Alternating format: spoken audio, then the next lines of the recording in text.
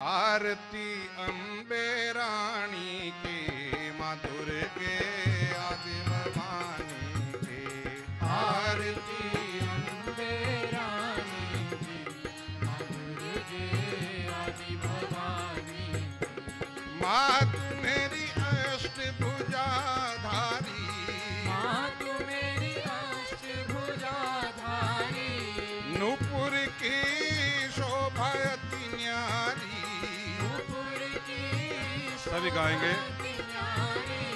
पूजत मिल सब सुर त्रिपुरारी, पूजत मिल सब सुर त्रिपुरारी। असुर दल दल देव सुख करण, भक्त दुख हरण, वेद वेदांत बखानी की। माँ दुर्गे आदि भवानी की।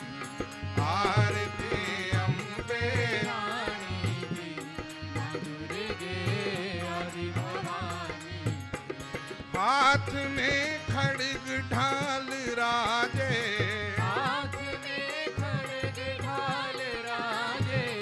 सवारी शेर अति साजे, सवारी शिरती साजे। चहु दिशि तुंदु ढोल बाजे, चहुँ दिशि घुंघरू ढोल बाजे। गौर रंग आभूषण अंग, भैरव को संग, ऋषिन मुनियों के वाणी के। माँ दुर्गे आदि भवानी की। प्रथमं शैलपुत्री च, द्वितीयं ब्रह्मचारिणी, तृतीयं चन्द्रघण्टीति, कुष्माण्डेति चतुर्थकम्, पंचमं स्कन्दमातेति, षष्ठं कात्यायनीति च, सप्तमं कालरात्रीति, महागौरीति चाष्टकम्, नवमं सिद्धिदात्री च, नवदुर्गा प्रकीर्तिता। ये माँ के 9 रूप। तो छठी रात्रि में षष्ठम कात्यायनीति च, माँ कात्यायनी की हम पूजा करते हैं। आप विगत दिनों से लगातार मां भगवती के 9 रूपों की कथा आप सुनते आ रहे हैं। ये रूप मां ने क्यों लिए? ये दुर्गा के अनेक रूप क्यों हैं? इनके पीछे क्या तात्पर्य है, क्या रहस्य है, क्या कारण है? एक रूपा मां दुर्गा अनेक रूप में क्यों हुई हैं? तो उसके बारे में आपने अनेक कथानक, अनेक कथाएं अभी तक विगत दिनों से आपने सुनी है, आप श्रवण करते आए हैं। तो मां का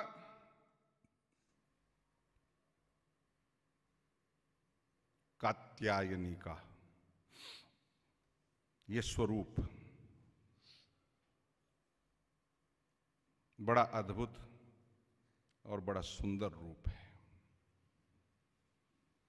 सर्वप्रथम तो ये कि जब भक्त मां को पुकारता है, जब भक्त अपनी भक्ति से मां को प्रसन्न करता है और वरदान मांगता है, तो मां फिर उसे इनकार नहीं करती है।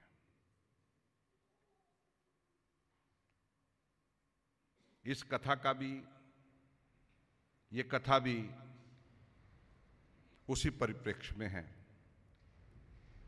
एक भक्त अपने मनोरथ को पूर्ण करने के लिए, आप कथा सुनेंगे, मां के लिए तप करता है। तप सफल हुआ, मां प्रसन्न हुई, वरदान मांगा, मैया द्रवीभूत हुई। जावत्स, जो तुम्हारी मनोकामना है वो मैं पूर्ण करूंगी। सबसे पहली शिक्षा,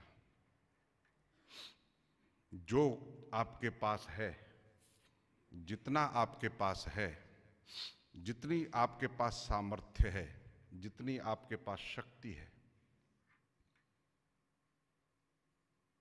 उतने में से जितना आप दे सकते हैं, कभी इनकार मत करना देने में।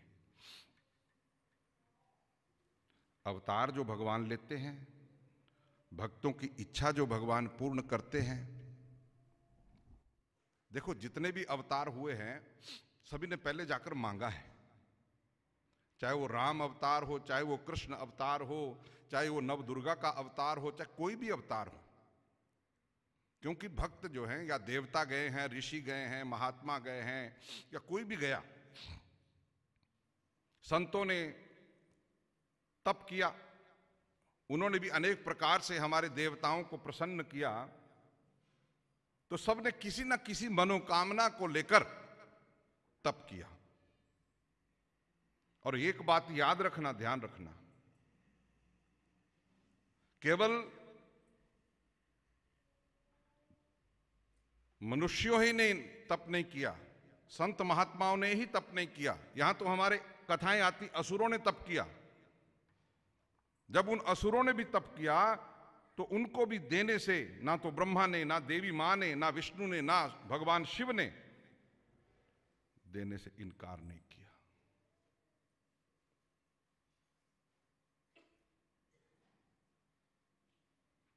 जो तुम्हारी इच्छा है, जो तुम्हारी वांछा है, वो पूर्ण होगी, लेकिन वो वहीं तक पूर्ण होगी जहां तक समाज का कल्याण उसमें निहित होगा। यदि असुरों ने भी मांगा ना, राक्षसों ने भी मांगा, तो उनकी मनोकामना भी पूर्ण की, लेकिन उन्होंने एक विराम लगा दिया उससे आगे, जहां से समाज में विकृति उत्पन्न होना आरंभ हो जाए, जहां से समाज में कष्ट उत्पन्न होना आरंभ हो जाए, जहां समाज के लिए वो जीव दुखदायी हो जाए, फिर उसके आगे वो विराम हो जाता है। वहां तक सही है जहां तक चल रहा है, जब तक ठीक है। तो सर्वप्रथम हमारे देवता मां भगवती, मां जगदम्बा हमें यह शिक्षा देती है कि तुम्हारे पास है, तुमने अपने तप से, तुमने अपने कर्म से, तुमने अपने कठिन परिश्रम से जो अर्जित किया है। लेकिन एक विचार और करने योग्य है कि यदि हमने तप किया, यदि हमने परिश्रम किया, यदि हमने मेहनत की, श्रम किया, तो उसके पीछे कोई ना कोई शक्ति तो रही होगी। वो शक्ति तो कहीं से हमें प्राप्त हुई। तो शक्ति का स्रोत कौन है? वही जगदम्बा है। उसका प्रमाण क्या है? या देवी सर्वभूतेषु शक्ति रूपेण संस्थिता। क्या कहा? भूतेषु, सर्वभूतेषु, सर्व प्राणीषु, सब प्राणियों में जो शक्ति रूप में विराजमान है, जो आंखों में दृश्य शक्ति रूप में विराजमान है, जो कान में श्रवण शक्ति रूप में विराजमान है, जो जुबान में वाक शक्ति रूप में विराजमान है, जो हाथों में कर्म शक्ति रूप में विराजमान है, पांव में जो कर्म शक्ति रूप में विराजमान है, अर्थात पांव से लेकर सर के नाखून तक जितनी भी जो शक्ति है, उसी मां का स्रोत है, वहीं से हमें प्राप्त होती है। तो इसलिए हमारे शास्त्र कहते हैं कि जो हमने अर्जित किया, तो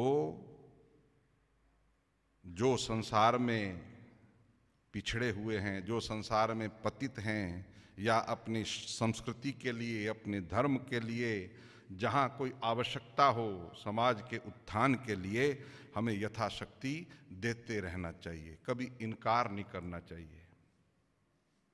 जैसे हमारी माँ ने, असुरों ने मांगा तो उनको भी वरदान दिया, देवताओं ने मांगा तो उनकी भी वांछाओं को पूर्ण किया, संत महात्माओं ने मांगा तो सबकी इच्छा को पूर्ण किया गया। मांगने वाला कुल जहां देने वाली है एक माँ।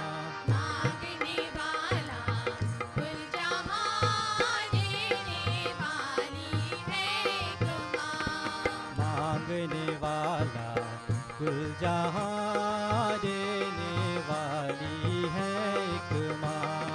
मांगने वाला कुल जहां देने वाली है एक माँ। मैया जी के मंदिर में आके भक्तों दोनों हाथ अपके फैला के भक्तों आन शान मांग लो गुण ज्ञान मांग लो। आन शान मांग लो गुणगान मांग लो। नाम दान मांग लो रे। हाँ सब कुछ देती मेरी माँ अपने भक्तों को। करती नहीं कभी ना अपने भक्तों को। सब कुछ देती मेरी माँ अपने भक्तों को। करती नहीं कभी ना अपने भक्तों को।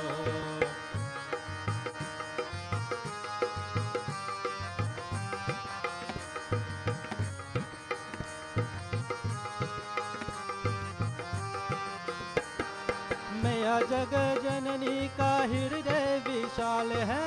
मैया जग जननी का हृदय विशाल है। सबकी फिक्र उसे सबका ख्याल है। सबकी फिक्र उसे सबका ख्याल है।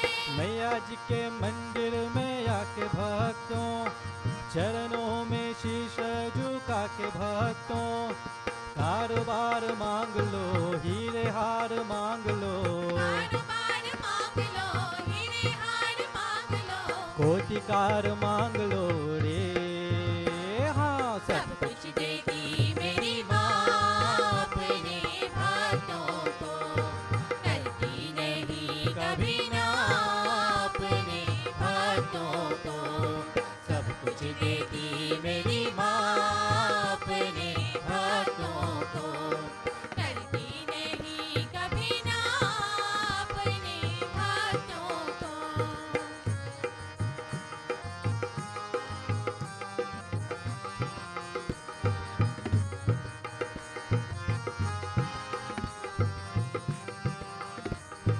शेरा वाली मैया को मनाओ सच्चे मन से।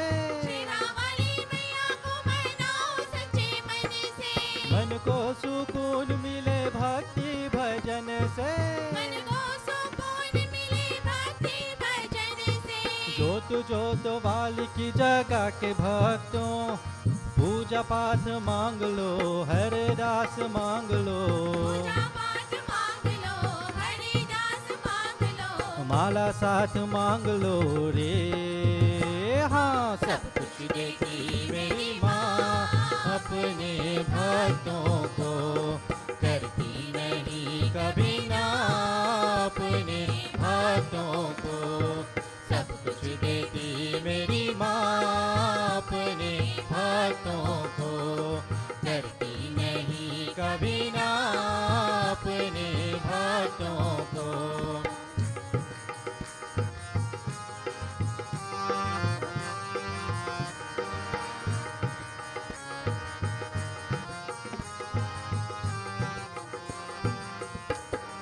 धन धन देने वाली माँ अन्नपूर्णा।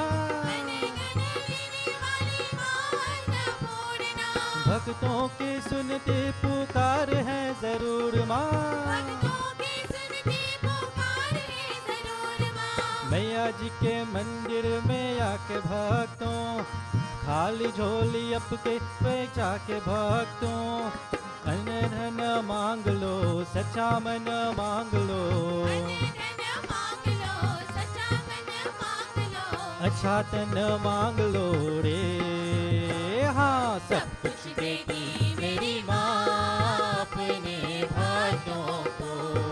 करती नहीं कभी ना अपने भक्तों को। सब कुछ देती मेरी माँ अपने भक्तों को। करती नहीं कभी ना अपने भक्तों को। सब कुछ दे दी मेरी माँ अपने भक्तों को, करती नहीं कभी ना अपने भक्तों को। कात नामक महर्षि, उनके संतान होती है, पुत्र रत्न उनको प्राप्त हुआ, नामकरण संस्कार किया गया, नाम रखा गया कात्य। अब ये कात्य उनका गोत्र था, तो उसी कात्य गोत्र में संतान आगे चलकर उत्पन्न हुई, तब जब उसका नामकरण किया गया तो उसका नाम रखा गया कात्यायन। कात्यायन माँ भगवती का परम भक्त, माँ भगवती का साधक आराधक, सदैव उस माँ की वंदना अर्चना करता है, उन्हीं के ध्यान में रहता है। प्रातः काल उठे, प्रातः काल उठता है,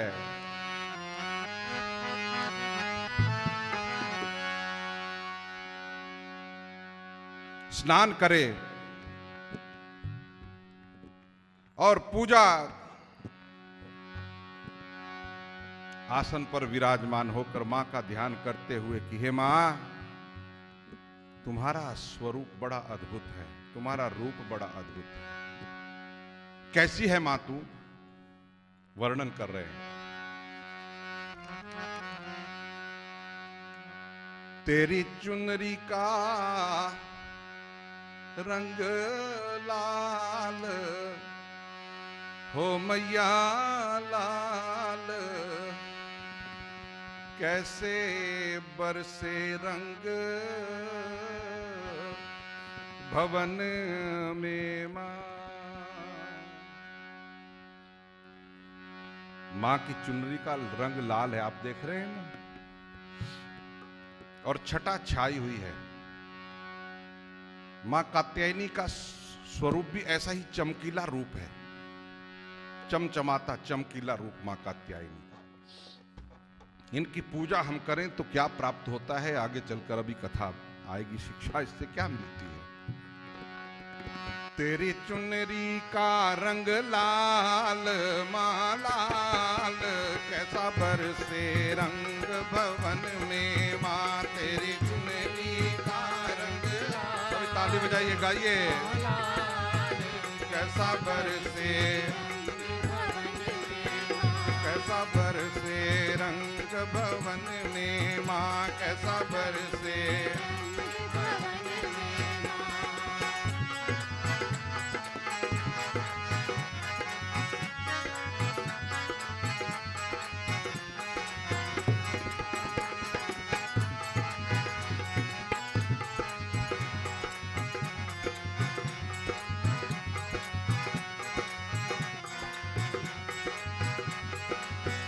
तेरे सिर पर मुकुट विराजे मां, अद्भुत है मां का श्रृंगार।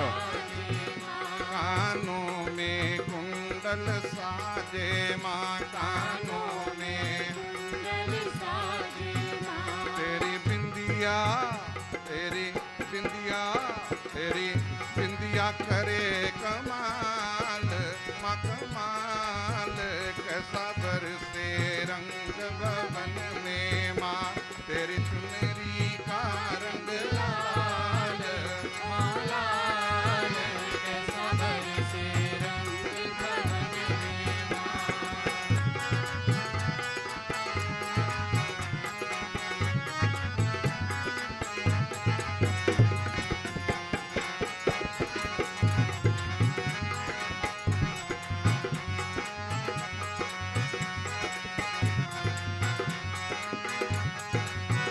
गले मोतियन माला साज रही, मोतियन माला साज रही, गले मोतियन माला साज रही।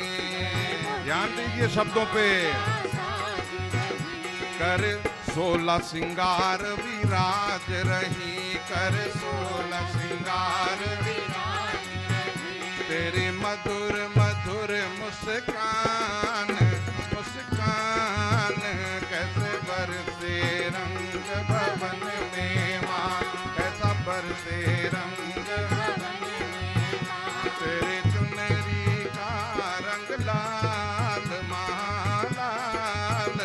कैसा बरसे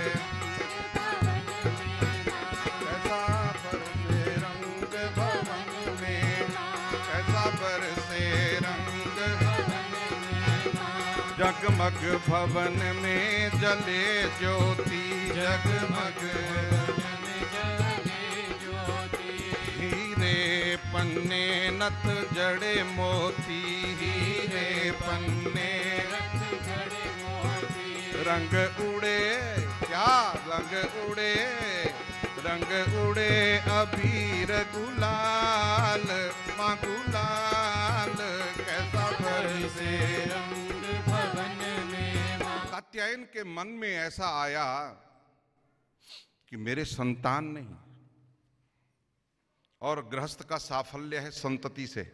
संपत्ति कितनी भी हो, संतति का होना भी बहुत आवश्यक है, संतान का भी।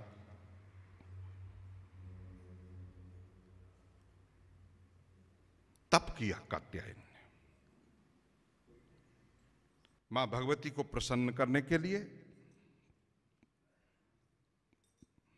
मां भगवती प्रसन्न हुई कात्यायन की तपस्या से।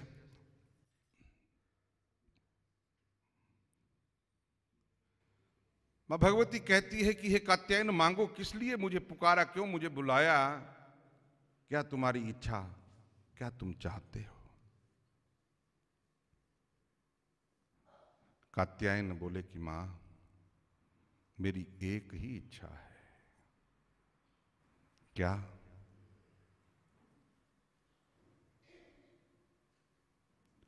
आप पुत्री रूप में मेरे घर में जन्म लें, पुत्री बनकर आप मेरे घर में आए।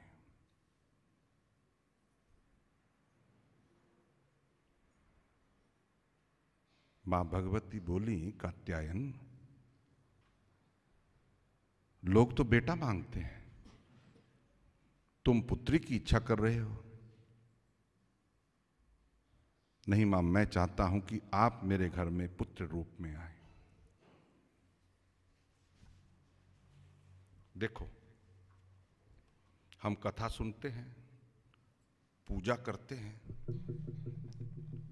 कब से ये वेद पुराणों के वचन आते चले गए, कब से आप कथा सुन रहे हैं, अभी तक भी हमारी मानसिकता बदली क्या? कितनी कथाएं हैं। हिमाचल ने, पिछले प्रसंग में मैंने कहा था कि जब हिमाचल से माता भगवती प्रसन्न हुई, 27 वर्षों तक तप किया। जब बोला मांग, क्या मांगना चाहता है, बोले मां हमें एक बेटी चाहिए, कन्या चाहिए। क्यों चाहते हो? बेटा क्यों नहीं? क्योंकि हमारे शास्त्र कहते हैं कि कभी भी पुत्र और पुत्री में कोई भेद मत करो, भेद मत समझो, अंतर नहीं समझना चाहिए। अभी तक होता है, चाहे वो खाने में हो, चाहे वो पीने में हो, चाहे वो पढ़ाई में हो, चाहे वो लिखाई में हो, चाहे कहीं भी हो, हर जगह हो जाता है। अभी भी देखने को मिलता है। बोलते हैं ऊपर ऊपर से, हाँ,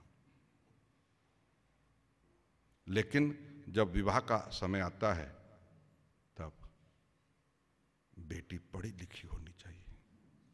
पढ़ाओगे तभी तो पढ़ी लिखी होगी ना। पहले तो भेद तो करते रहे, अब उतना नहीं है, लेकिन फिर भी इसमें और हमें ध्यान देना है। हमारा शास्त्र कहता है कि पुत्र केवल एक कुल का कल्याण करता है, पुत्र एक कुल को तारता है, पुत्री 2 कुलों का कल्याण करती है, एक पिता के कुल का और दूसरे पति के कुल का। इतना बड़ा उत्तरदायित्व तो उस पुत्री के ऊपर, और हम फिर भी उसको उसके समकक्ष नहीं समझते हैं। बताइए, पुत्र के जब विवाह होता है, इस बात पर ध्यान देना, जब विवाह होता है वर यात्रा निकलती है, वर श्रेष्ठ यात्रा जा रही है, वर यात्रा। कहीं पर ऐसा वचन नहीं है कि दुल्हा जब घर से निकलता है तो भगवान से प्रार्थना करता है कि हे प्रभु, जब तक मैं वापस आऊं तो मेरे घर की, मेरे परिवेश की रक्षा करना, या ऐसा कहीं ये नहीं आता है। लेकिन जब कन्या की विदाई होती है, जब कन्या विदा होती है, विदा होकर जब पति का घर छोड़ती है, तो उस समय के जो वचन हैं, उस समय वो भगवान से प्रार्थना करती है कि हे प्रभु, मैं तो जा रही हूँ, लेकिन आज के बाद, क्योंकि कन्या को भी शायद भरोसा नहीं है भाई के ऊपर, यदि भाई है, कि क्या होगा, और आज कल समाज में देखने को मिलता है।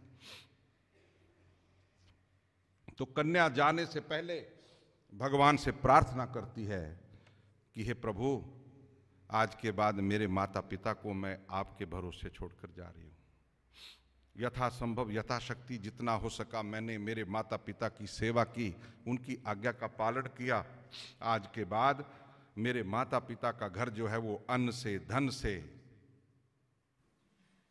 यश से वो भरा रहे, और मेरे बूढ़े माता पिता की रक्षा जो है, हे प्रभु आप पग पग पर करते रहना, और हो सके तो मेरे भाई को भी ऐसी सद्बुद्धि हो, ताकि वो भी अपने माता पिता, क्योंकि उसके भी तो माता पिता हैं, उनकी सेवा में उसकी बुद्धि बनी रहे। तो कहने का भाव ये है कि कन्या जो है वो घर से निकलने के पहले अब आज अपना घर छोड़कर जा रही है, तो जब तक घर में रही तब तक तो उसने शुभ ही चाहा, अच्छा ही चाहा, लेकिन घर छोड़ने से पूर्व जो है भगवान से प्रार्थना करती है कि मेरे पिता का घर सुखी रहे, मेरा भाई सुखी रहे, मेरी माता सुखी रहे, मेरा परिवार सुखी रहे। ये कन्या है। इसलिए कहा कि कन्या के ऊपर 2 कुलों का उत्तरदायित्व होता है। और हमारा शास्त्र कहता है कि माता पिता की सेवा करो, माता पिता की आज्ञा का पालन करो, क्योंकि मातृदेवो भव, पितृदेवो भव, आचार्य देवो भव। बड़े जितने भी हैं ना, हमें उनका आदर करना चाहिए। माता पिता ने हमें पाला पोसा, सबसे बड़ा उपकार माता पिता का, जो हम जन्म भर नहीं उनका चुका सकते हैं, हमें जन्म दिया, उनको पाला पोसा, बड़ा किया हमें। 2 थे, 3 थे, 4 थे, 5 थे, सबका एक जैसा ख्याल रखा। लेकिन आज की स्थिति बड़ी विपरीत हो गई है। माँ बाप ने 5-5, 7-7 बच्चों को पाला, आज वो 7-7 बच्चे केवल एक माँ बाप को नहीं पाल सकते हैं। समय जब आता है वृद्धावस्था, अपने कार्यों में इतने संलग्न हो जाते हैं कि सब कुछ भूल जाते हैं, और उनके लिए वृद्धाश्रम का मार्ग दिखा देते हैं, रास्ता दिखा देते हैं।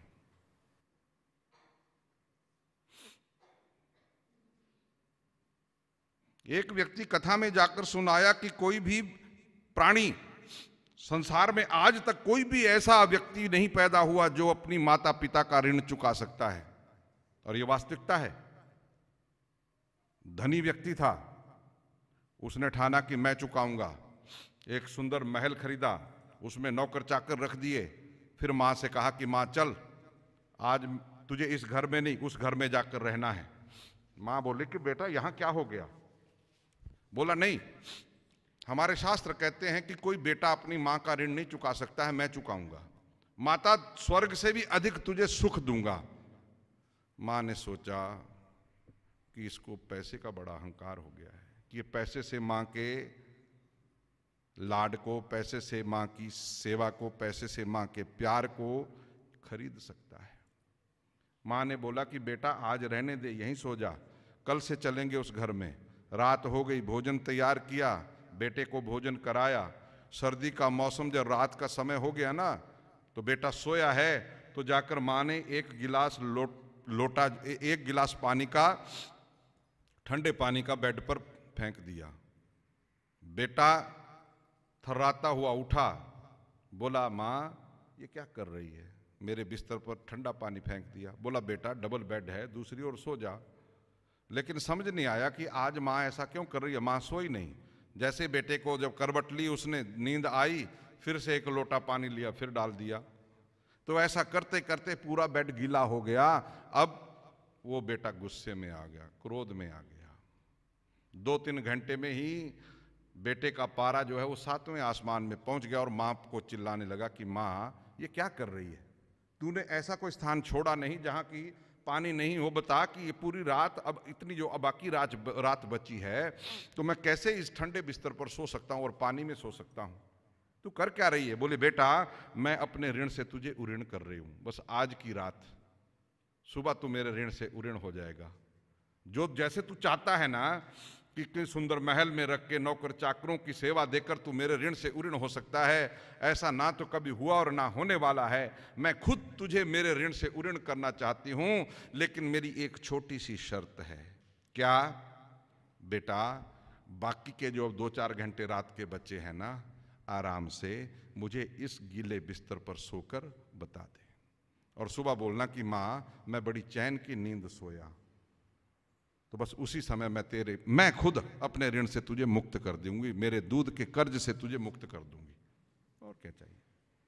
बेटा बोला माँ कैसे हो सकता है, एक तो -डिग्री टेम्परेचर, ठंड का मौसम, ठंडा बिस्तर, तू 4 घंटे सोने को बोलती है, मैं यहाँ 4 मिनट नहीं सो सकता हूँ, कैसे नींद आएगी? बोले बेटा तो वही जो पंडित जी कथा सुना रहे थे ना कि कोई माँ बाप के ऋण से उऋण नहीं हो सकता है, वो शास्त्र ठीक बोलते थे। क्यों? क्योंकि तू यहाँ 4 मिनट इस ठंडे बिस्तर पर नहीं सो सकता है। मैंने 4 मिनट नहीं बल्कि 4 वर्ष तक तुझे ऐसे गीले बिस्तर पर सुलाया है।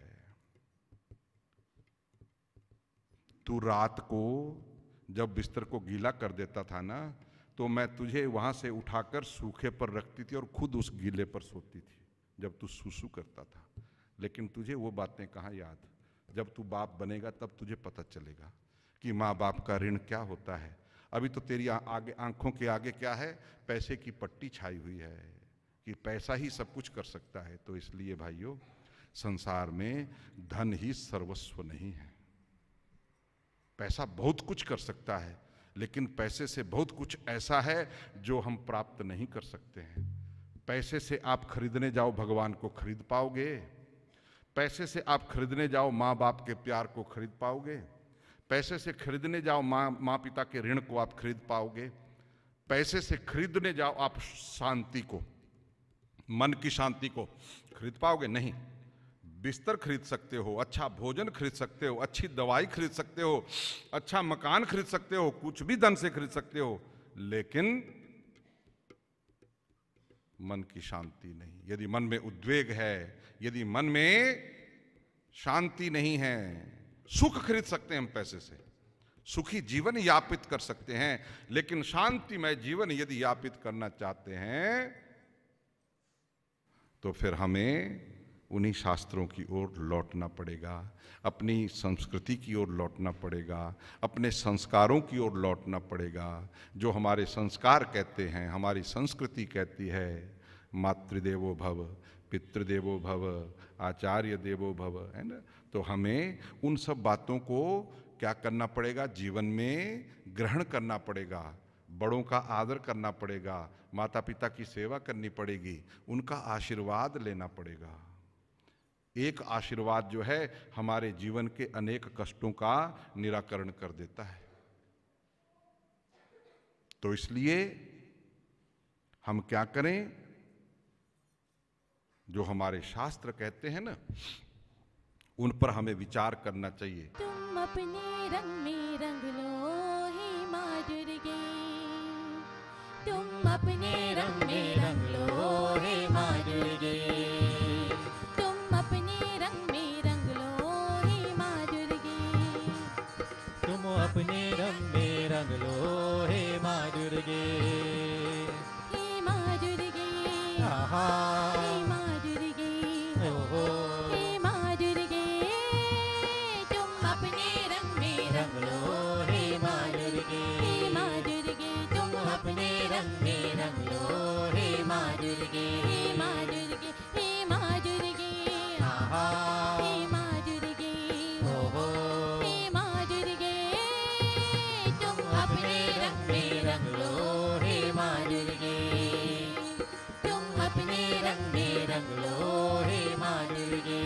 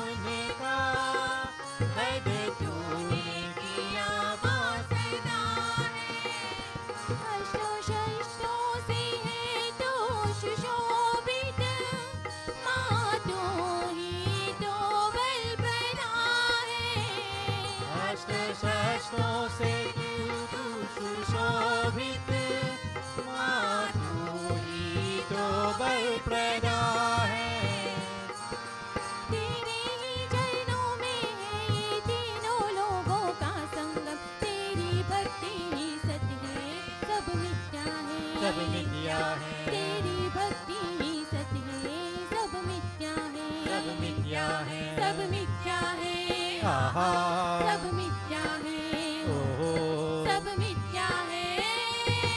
तुम अपने रंग में रंग लो हे माँ दुर्गे, हे माँ दुर्गे तुम अपने रंग में रंग लो हे माँ दुर्गे, हे माँ दुर्गे, हे माँ दुर्गे, आहा हे माँ दुर्गे, ओहो हे माँ दुर्गे। तुम अपने रंग में रंग लो हे माँ दुर्गे, तुम अपने रंग में रंग लो हे माँ दुर्गे।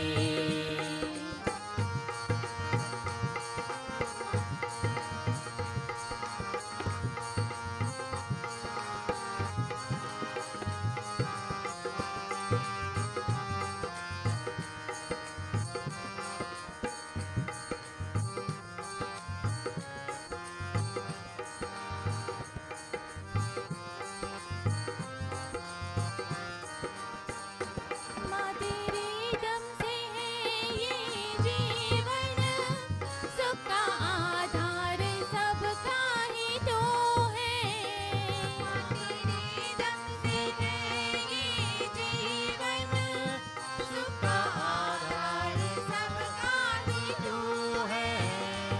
इस धरती से उस अंबर तक जो भी श्रृंगार है माँ वो तो है। इस धरती से उस अंबर तक जो भी श्रृंगार है माँ वो तू है। रंग रंगीले रंगों से माँ रचते जीवन सबका, मानव ही तेरी सबसे उत्तम रचना। उत्तम रचना मानव ही तेरी सबसे उत्तम रचना। उत्तम रचना उत्तम रचना, आहा उत्तम रचना, ओहो उत्तम रचना। तुम अपने रंग में रंग लो हे माँ दुर्गे, हे माँ दुर्गे, तुम अपने रंग में रंग लो हे माँ दुर्गे, हे माँ दुर्गे, हे माँ दुर्गे, आहा, हे माँ दुर्गे, ओहो, हे माँ दुर्गे।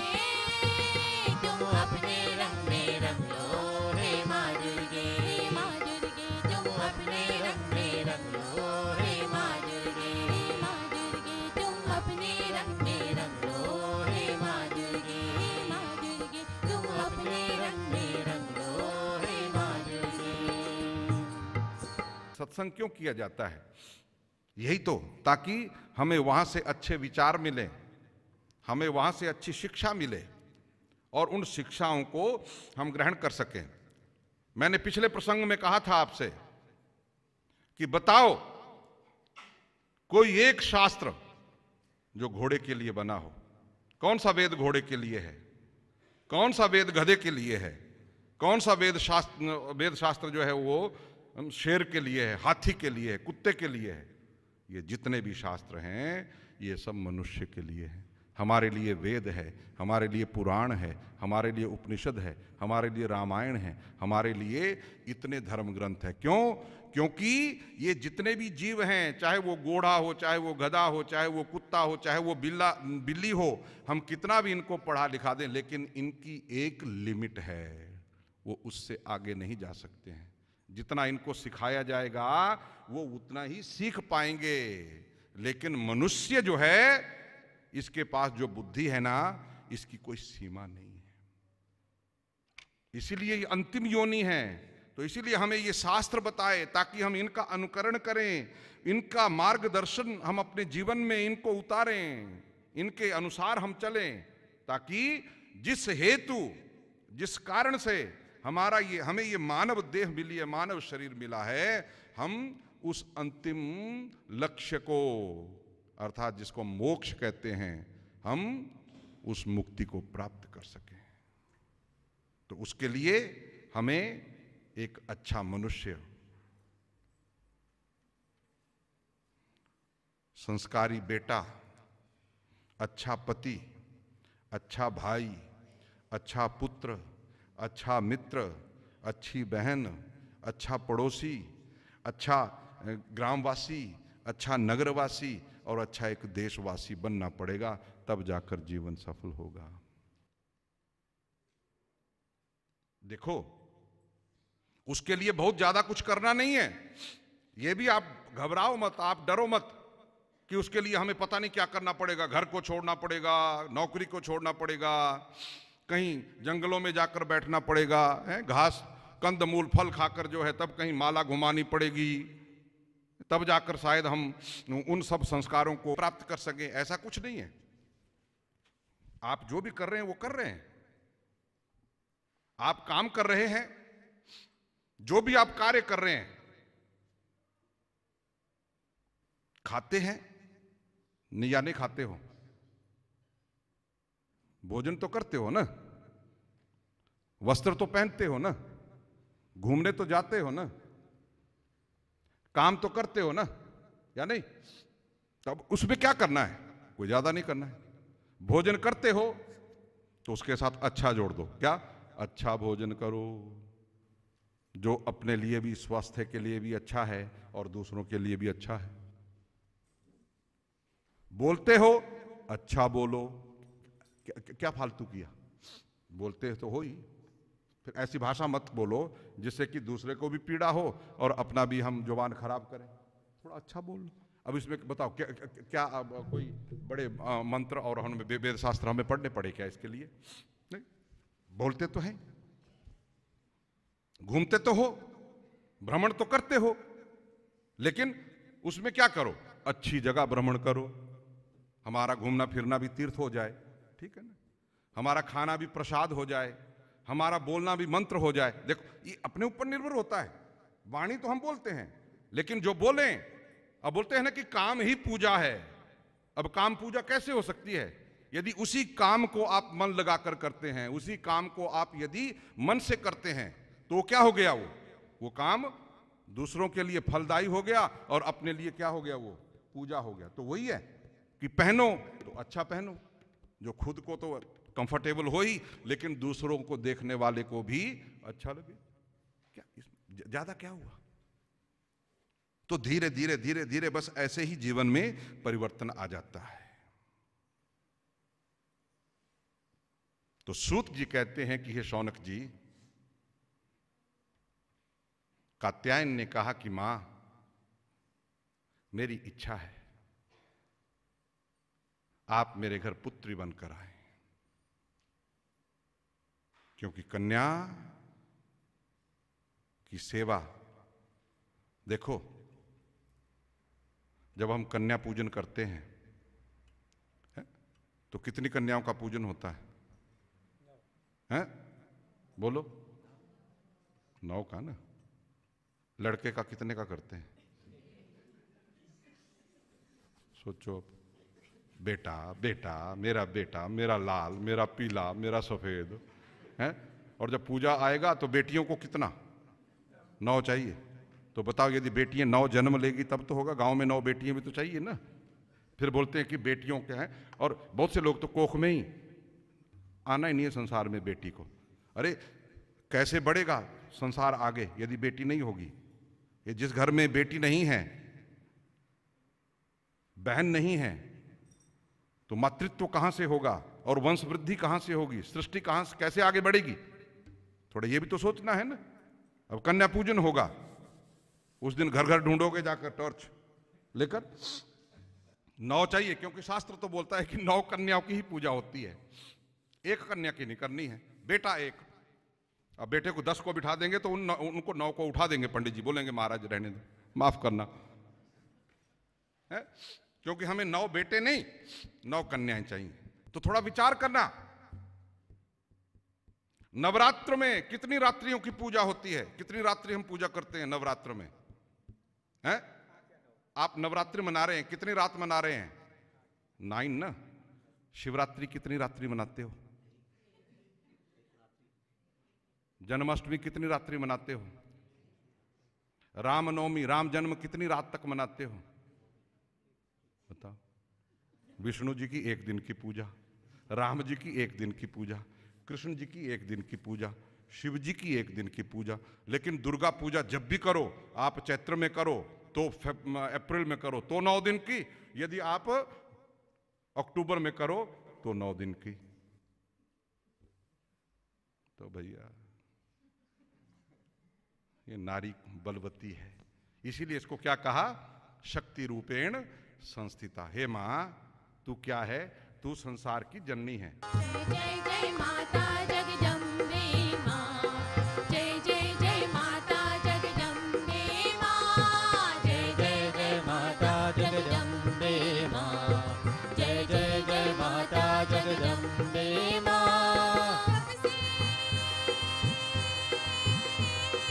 कब से करी हूँ तेरे दर पे, तू झोल मेरी भर दे रे जगदम्बे माँ।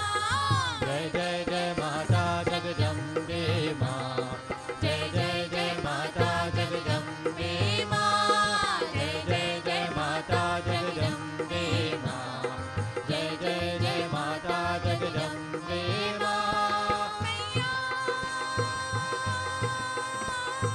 मैया भंवर में है नैया, तू पार मुझे कर दे रे जगदम्बे माँ। जय जय जय माता जगदम्बे माँ, जय जय जय माता जगदम्बे माँ, जय जय जय माता जगदम्बे माँ, जय जय जय माता जगदम्बे माँ।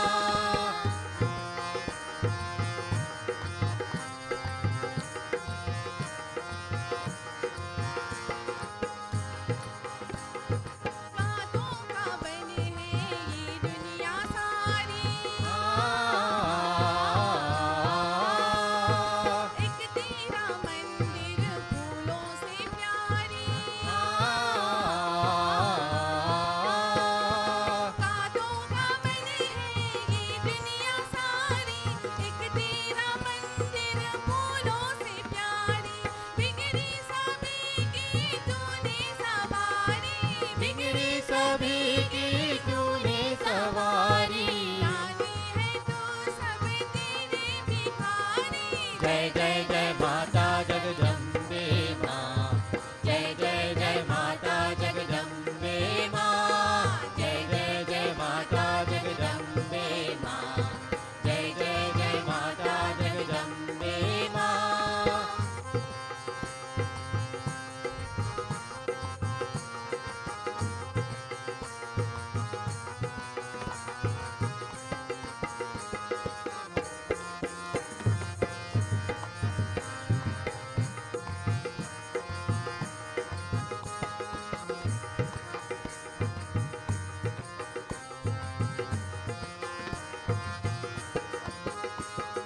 धरती गगन में तेरी ही माया, धरती गगन में तेरी है माया, माता जो तेरे चरणों में आया, माता जो तेरी चरणों में आया।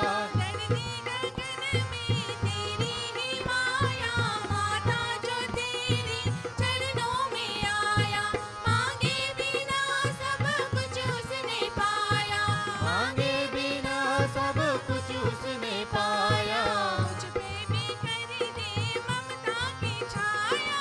जय जय जय माता जगदम्बे माँ, जय जय जय माता जगदम्बे माँ, जय जय जय माता जगदम्बे माँ, जय जय जय माता जगदम्बे माँ। कब से करी हूँ तेरे दर पे, तू झोल मेरी भर दे रे जगदम्बे माँ। जय जय जय माता जगदम्बे माँ, जय जय जय माता जगदम्बे माँ, जय जय जय माता जगदम्बे माँ, जय जय जय माता जगदम्बे माँ।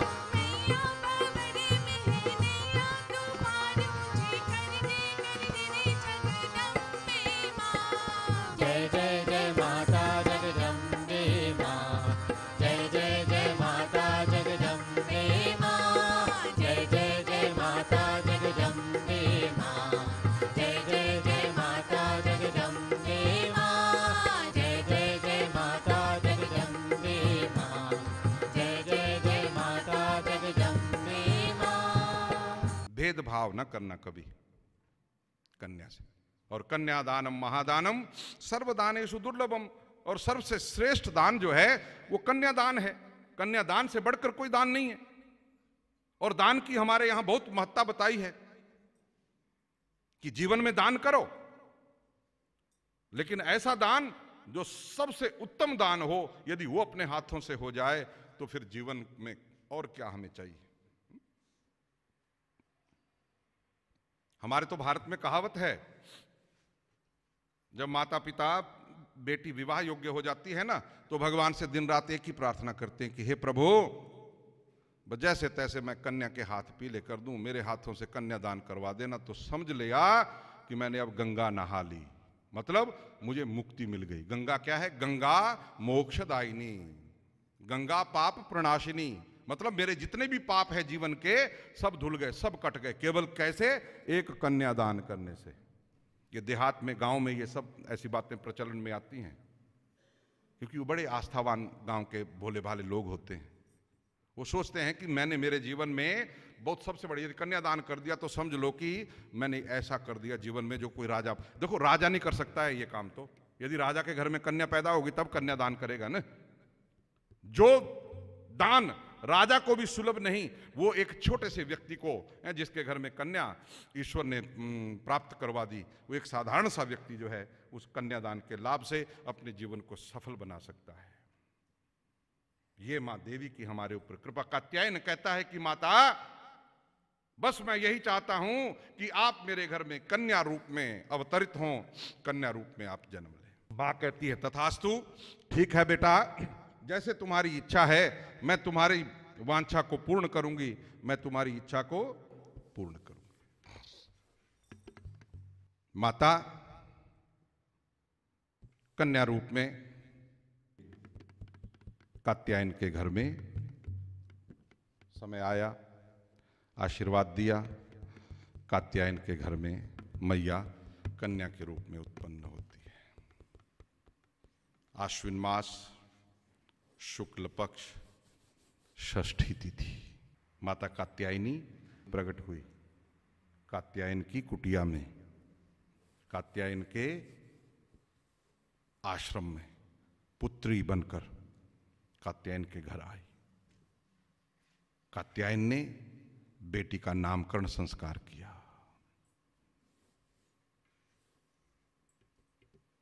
नाम रखा कात्यायनी, क्योंकि ऋषि कात्यायन के, महर्षि कात्यायन के घर में पैदा हुई थी, तो इसलिए नाम क्या हो गया?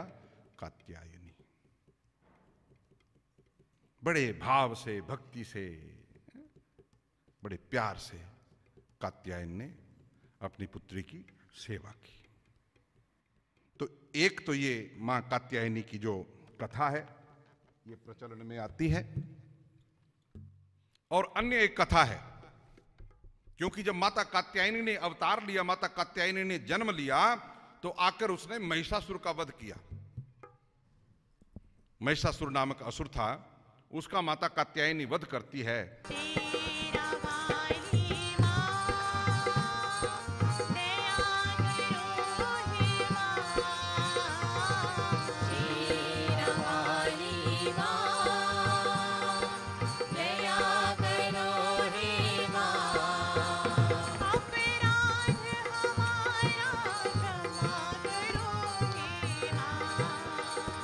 अपराध हमारा क्षमा करो हे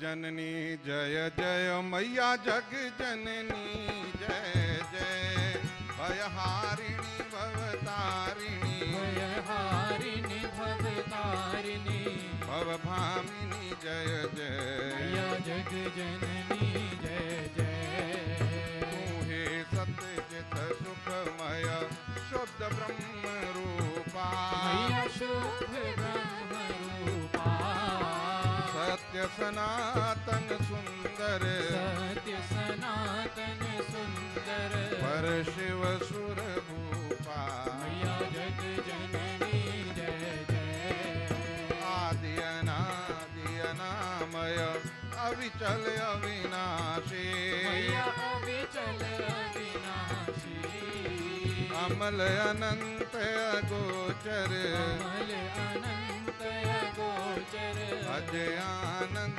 राशि मैया जग जननी जय जय अविकारी अग्रहारी अकल कलाधारी मैया अकल कलाधारी करता विधि वरता हरि करता विधि भरता हरि हर संहारकारी मैया जग जननी जय जय तू विधिवधू रमा तू उमा महामाया मैया उमा महामाया मूल प्रकृति वेद्या मूल प्रकृति विद्या तू जननी जाया मैया जग जननी जय जय राम कृष्ण तू सीता ब्रजरानी राधा मैया ब्रजरानी